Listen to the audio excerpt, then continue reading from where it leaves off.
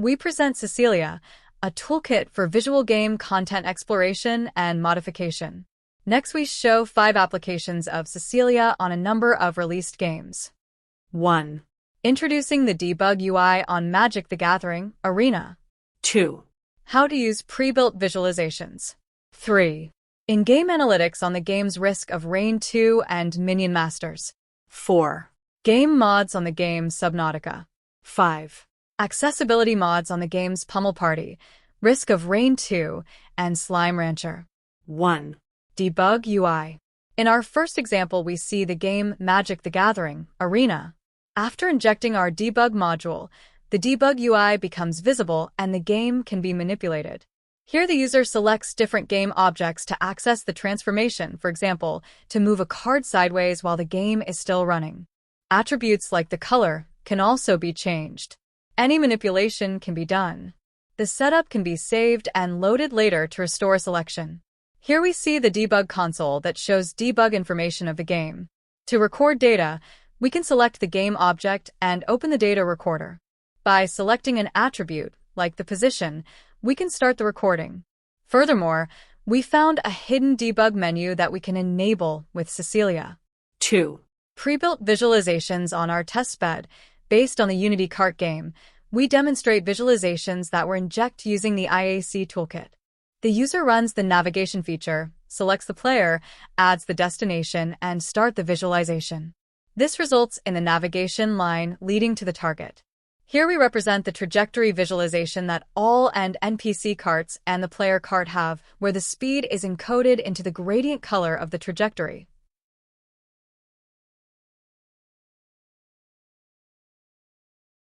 Three. In-game analytics. For in-depth game analytics, a screen overlay chart system can be used to visualize game-related information within the game in real time.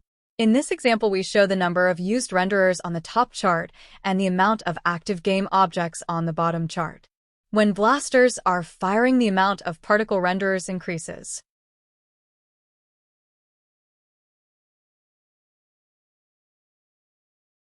Four.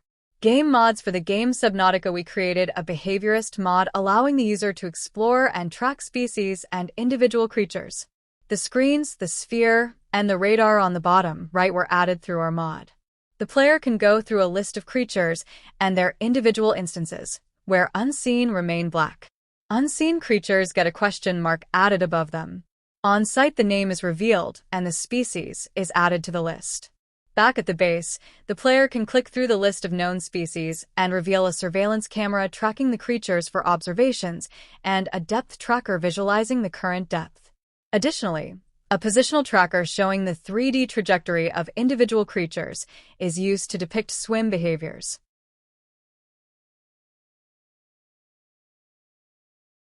Five accessibility mods. Accessibility features and mods are a good way to reach players that have hard times playing games in their default state. Especially faster-paced games can be a hurdle. One way to overcome hurdles are high-contrast visual modifications which clearly highlight the player, enemies, and interactable elements. Here in the game Pummel Party, we demonstrate such a mod using Unity's layer capabilities. A secondary render pass renders the player character into a stencil buffer, which is then used by the overlay mask to color the players green and the background gray, drastically enhancing the contrast and the visibility of the player characters. The game Risk of Rain 2 does not use the layer system at all. Therefore, we filter game objects by their distinct components to separate them into 3 groups: player, enemies, and interactables.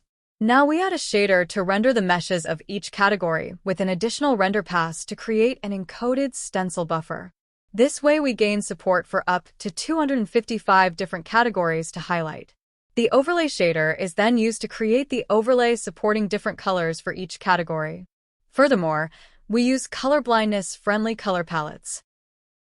Another way of accessibility enhancements are screen readers, which allow us easier navigate around menus and small text assets. For the game Slime Rancher, we weaved the UI accessibility plugin, UAP, from Unity's asset store and set up it correctly to work with all menus and text assets. UAP uses the voice and language setting of the host computer, giving the player a familiar environment. Slimpedia tutorial slimes, Slime's resources.